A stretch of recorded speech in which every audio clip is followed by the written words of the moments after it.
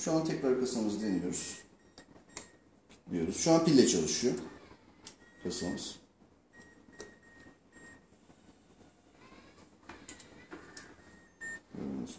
Şimdi pillerini kasanın çıkartalım.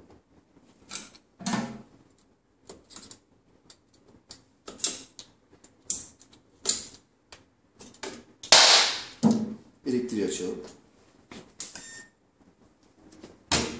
Şu anda oradan kasamız elektrikle çalışıyor.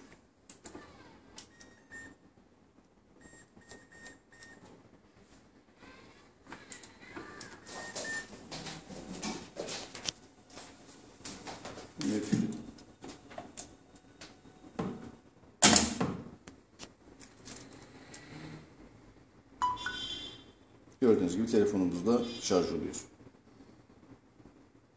Aydınlatmamız da yine aktif. Teşekkürler.